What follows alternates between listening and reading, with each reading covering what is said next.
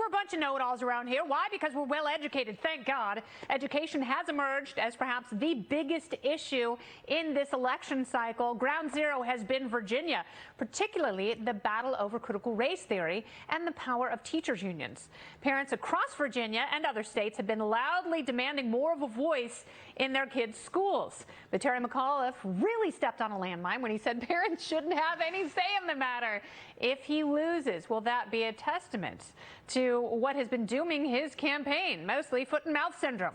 Let's get into it with tonight's party panel. We've got former Trump Advisory Board member Jason Meister is here, and he is back, baby.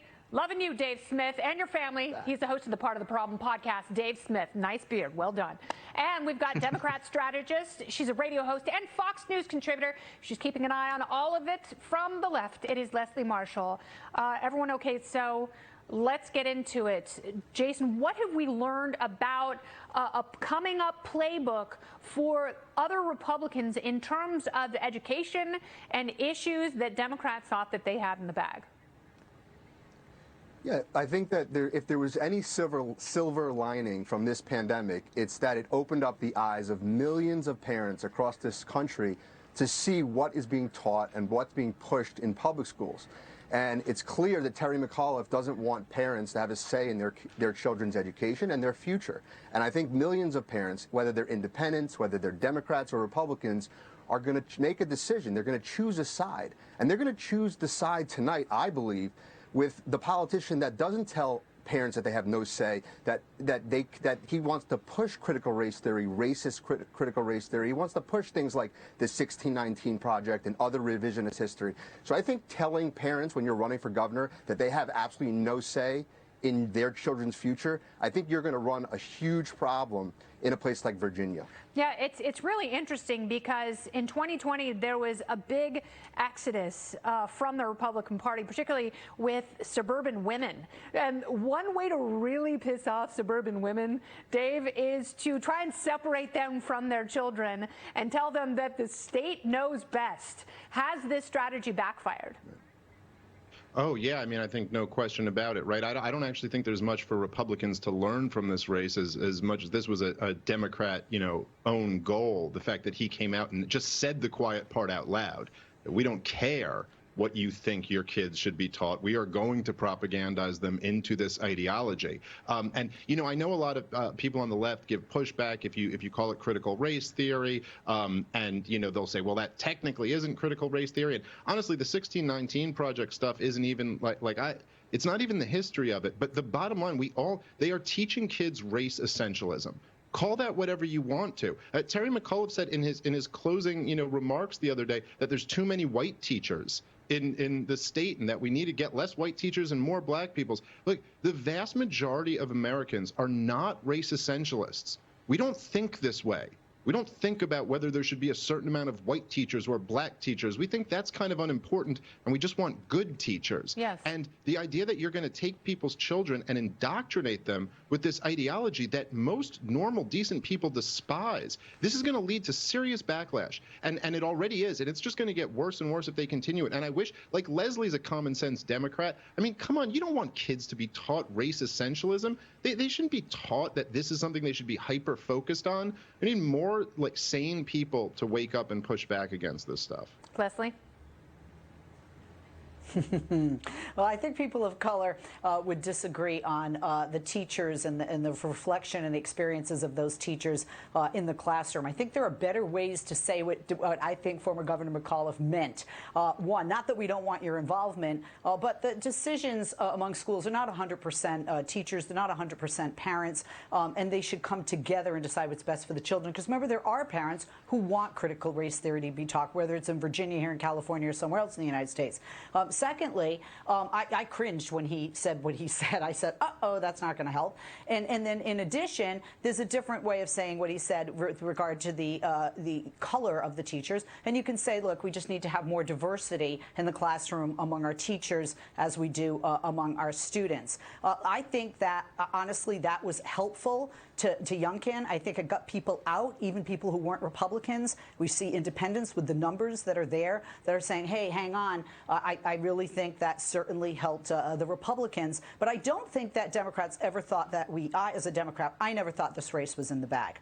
I never thought this race was in the bag because you have a former governor running again. People like that sometimes experience-wise, but overall, they want new blood, if you will. And then I knew this would be a very tight race because Virginia is mirroring what we're seeing in our nation. We're very divided. We're very divided left and right. We've seen that in the last few election cycles, whether it's midterms or national elections. So I'm not entirely surprised. And Virginia is always one of those states where the North is, even though everybody says it's blue, the South is very red in Virginia and very blue. All right, so Leslie, I do want to bring something up here, and that's, most parents want to be partners with their kids' teachers. And Dave is absolutely right. Parents and students want good teachers. Good teachers change your life for the better.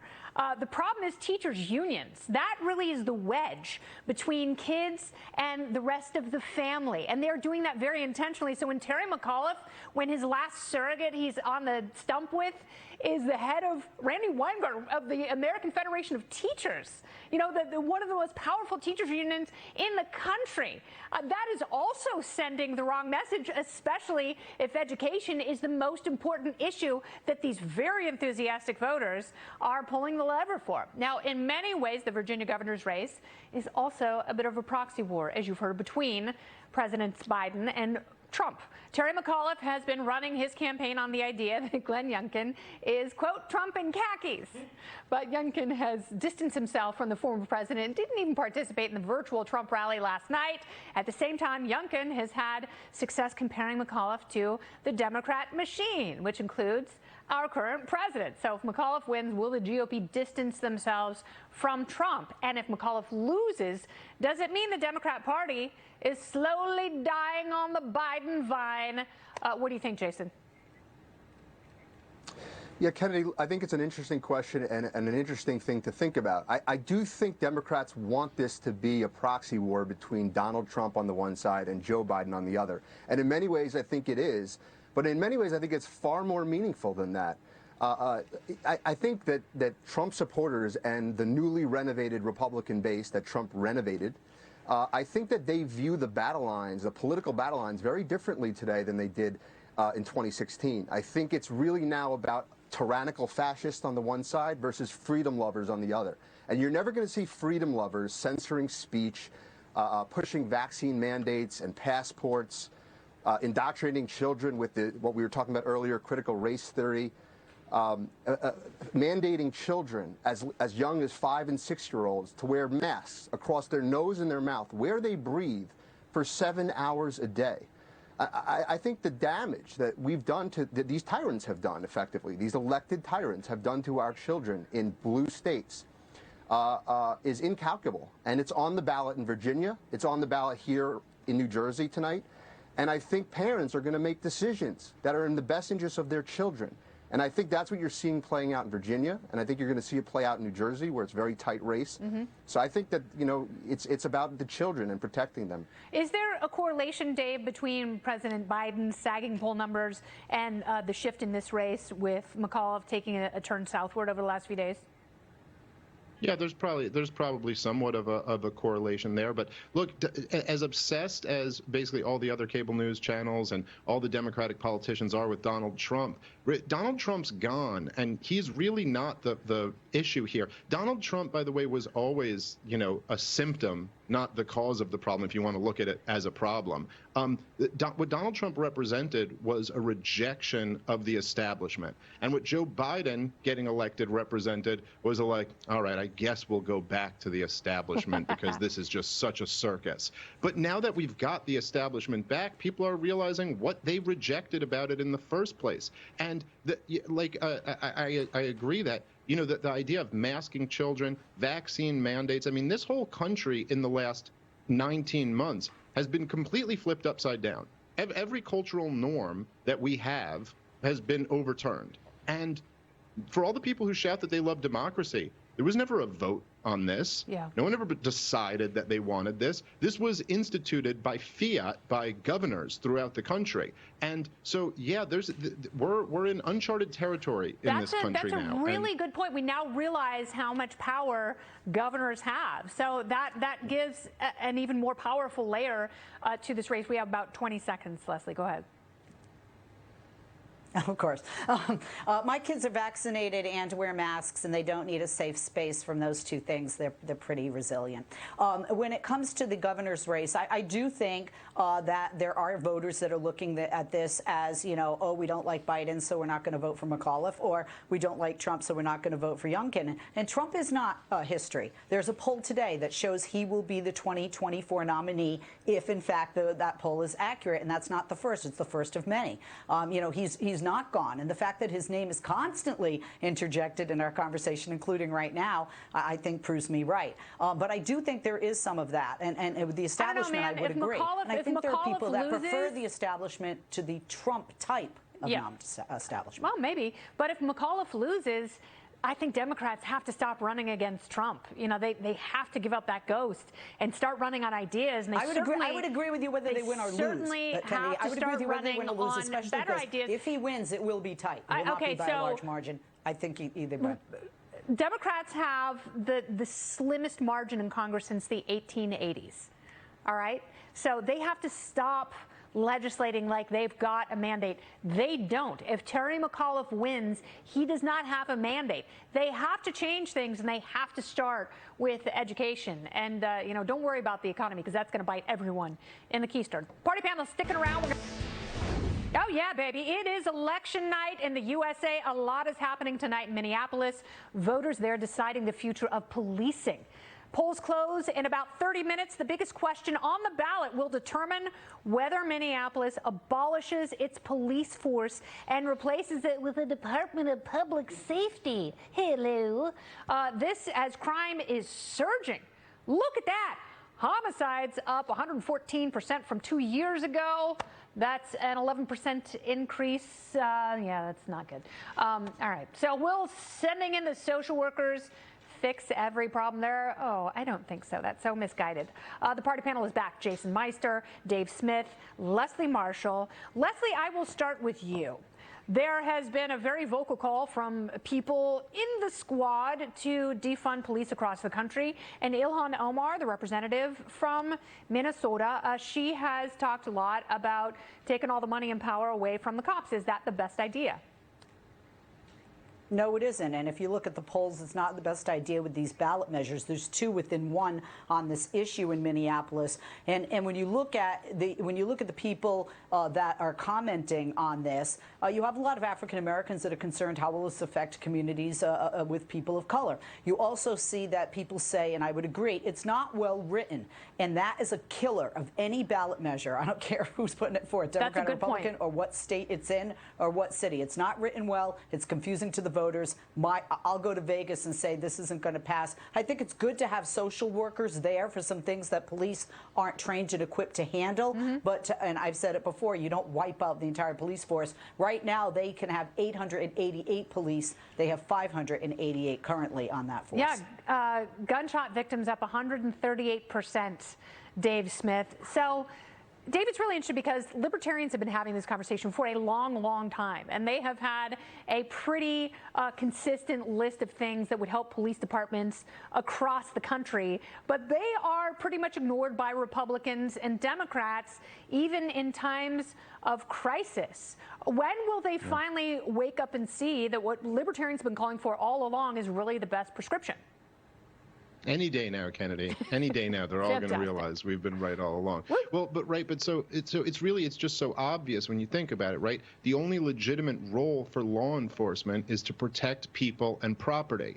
And when they do more than that, they become tyrannical, as they've been doing for the last 40 years with things like the war on drugs, civil asset forfeiture, stupid gun control legislation, prosecuting people for the crime of owning a gun, never even firing it or threatening or hurting anyone. How many people we got sitting in jail over that? But then also, as we see in San Francisco and LA and other places, if law enforcement does less than protecting people and property, of course, that also leads to chaos and violence and awful outcomes. So whether it's done publicly or privately, that's the only legitimate role for anyone who wants to uphold civilization. And so the devil's going to be in the details. I tend to agree. I don't think this is going to go through, but there certainly are some situations where social workers are more appropriate than cops, like going to schools when there's unruly kids and things like that. But yeah, the idea that you're going to send them out there after like someone with a machete charging somebody else is pretty absurd.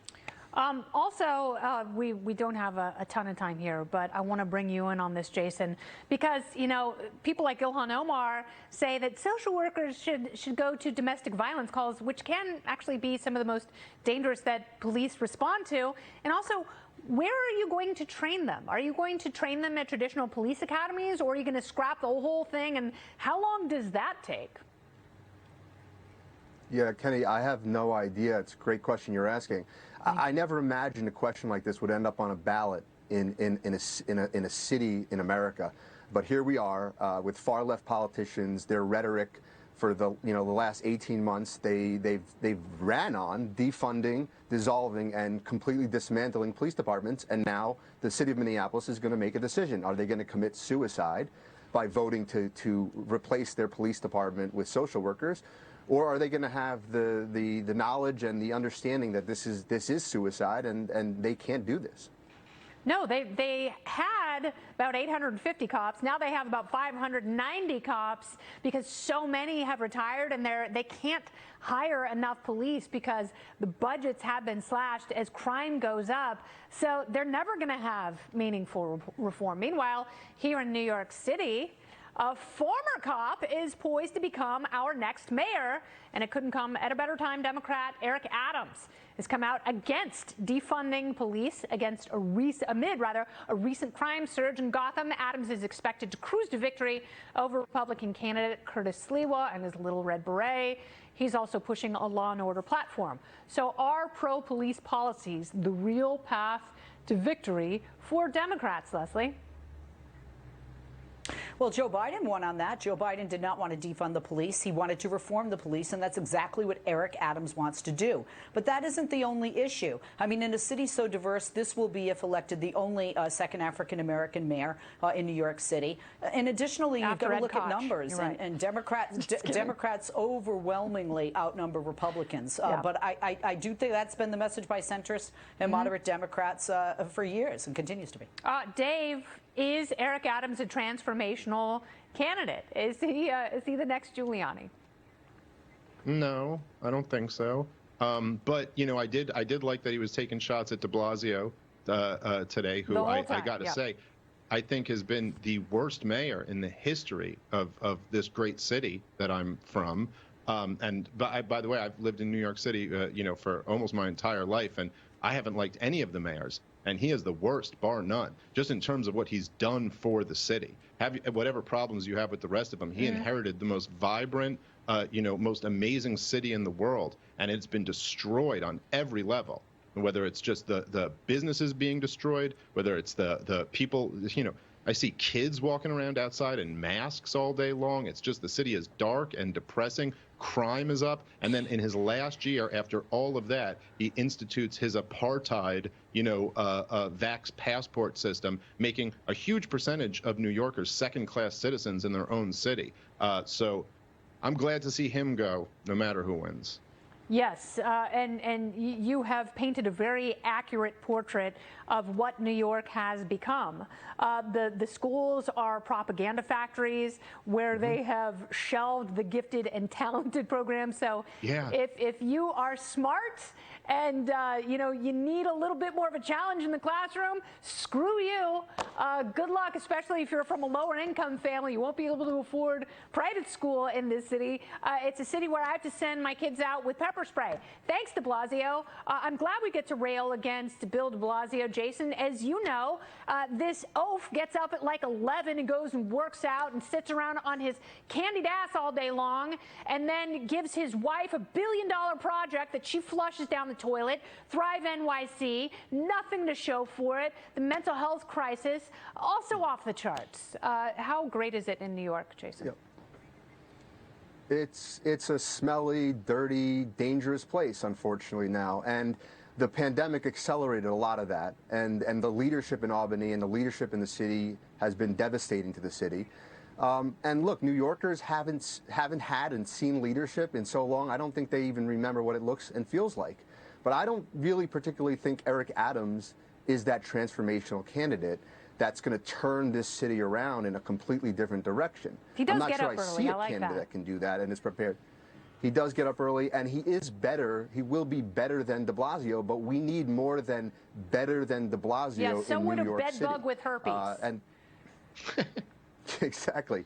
The schools, the streets, the drug addiction, the violent crime. The city is out of control. It needs a change agent. And I don't think Eric Adams is a change agent.